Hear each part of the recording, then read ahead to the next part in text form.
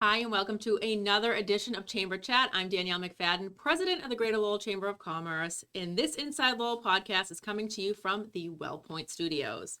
WellPoint, the only health plan offering healthcare benefits exclusively to Massachusetts GIC members.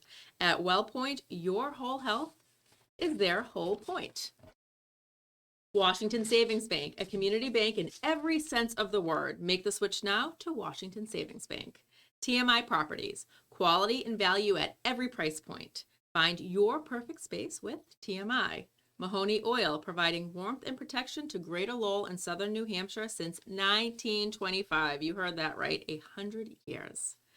Francis E. Prevention Insurance, the agency Greater Lowell has counted on since 1982. Real Estate Ray Booten, licensed real estate agent and appraiser in Massachusetts and New Hampshire. And by the Massachusetts Pirates, bringing the action and excitement of arena football to the Mill City. Okay, enough about me. I am so excited to have our guest on today. We have Crystal Arnott. She's the executive director of the Lowell Humane Society. Crystal used to come on Chamber Chat all the time when we were over at WCAP, so I'm so excited to have you here. Yeah, I'm really excited to be back. And I wore my animal print today, just to kind of get in the mood for the podcast.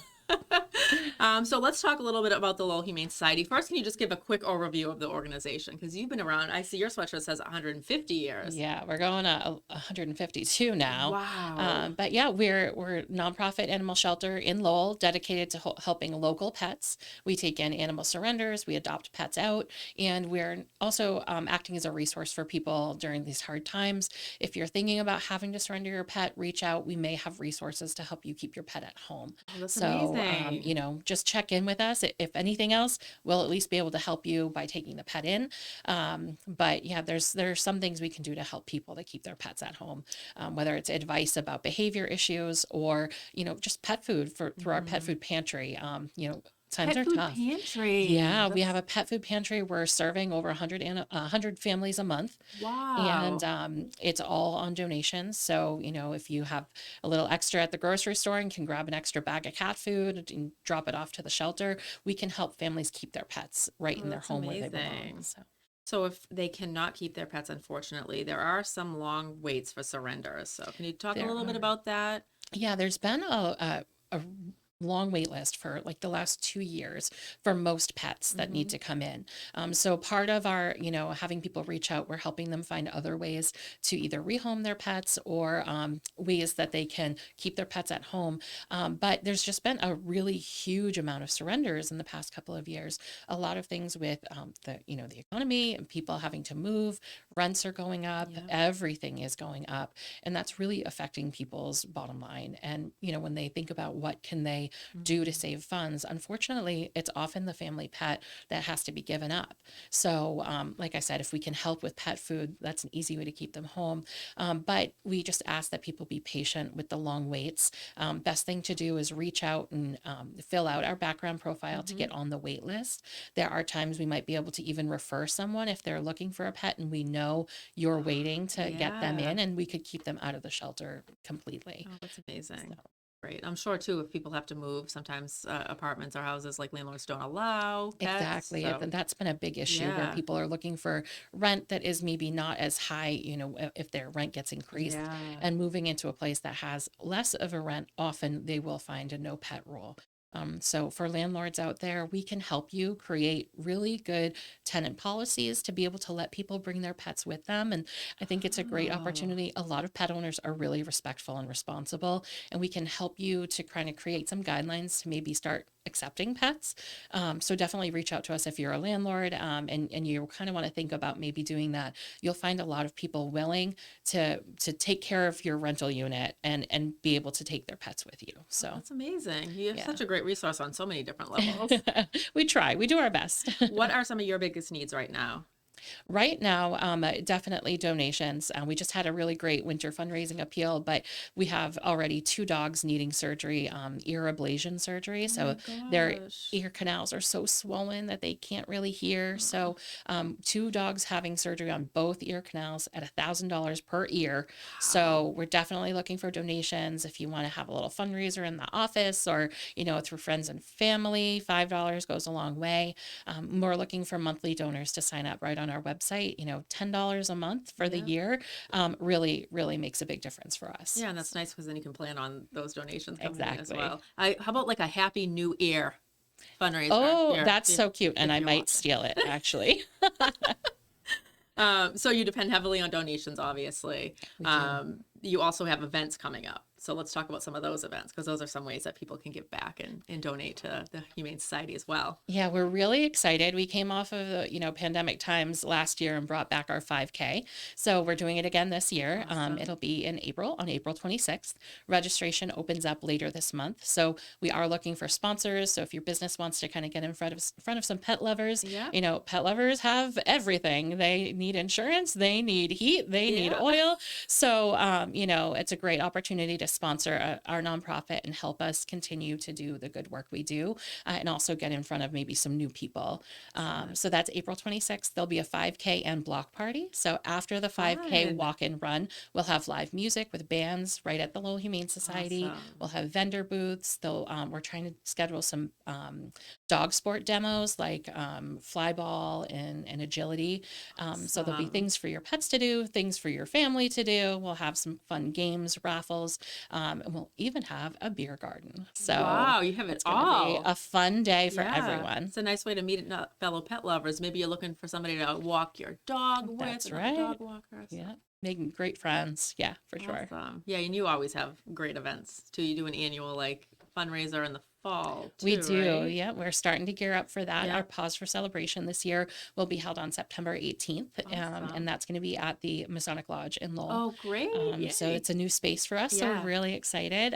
We can hold a few more people Yeah. because last year we sold out. So it's What a definitely problem to have. That's I so know. awesome. So it's a really fun event to be Yeah. at, and just meet other animal lovers in the community and like be together to celebrate all the successes we have in the Right. year and kind of gear up for the year to come. So it's a nice Masonic night. Lodge is such a great location too because it's so versatile, that space. You can do so much with that. Yeah, we're really excited. That's great. And you have a new partnership with animal control. We do. I got so excited that Yeah. I like lost my breath.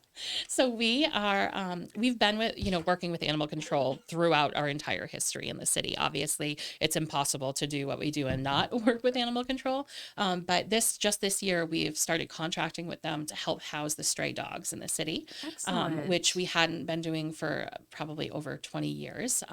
So we're recently helping with that. So we want to let people know if you find a dog, and it's, animal control is not on, you should still call the Lowell PD non-emergency line to Yeah. report the dog found, but you can stop by the shelter during our open hours to scan for a microchip, and we can take them directly in if animal control is not on to be able to excellent. do that intake. So it helps out a little bit more on the weekends when, animal control isn't necessarily scheduled. Yeah. And it's also an opportunity for people, if their dog does get picked up after going on a little jaunt, to get them back quickly because we're right here in the city. Previously, the holding was being done in, neighboring cities and towns. So now we're right here in Lowell, and it's great. easier for people to get their pet back. You have such a long history with the Humane Society. Can you talk a little bit about kind of your journey with the organization and how it's Sure. changed over the years? It has changed quite a bit. I started in 2008 as a kennel attendant, cleaning kennels and taking care of the animals, and then, did adoption counseling. And then I became the outreach and communications. I don't even know what my title was back then. And so I started doing our fundraising and development, and planning events and making connections with Yeah. community members like you, and other businesses in the community, and really getting us out there so that people would know about the work that we're doing. And I did that for many, many years. I managed the shelter for a few years, and then I made an attempt to quote unquote retire when I adopted my children a few years ago. But the director at the time decided to leave about 6 months after, and the board asked me to come back on just as an interim to help kind of guide them while they searched for a new ED. And then after 4 months, they said, well, why don't you just stick around? And I did.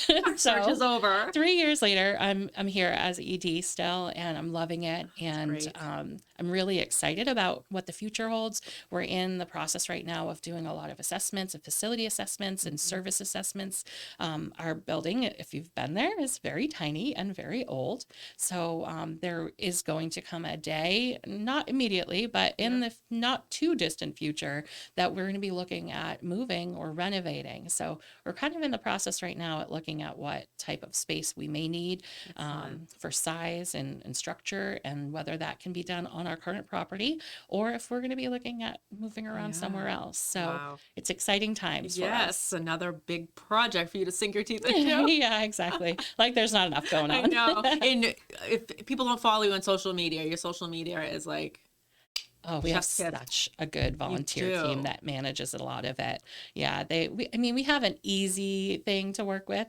Cute animals are always easy to post, but they do a great job. We have a great volunteer team, and Jonathan, our communications manager, is fantastic.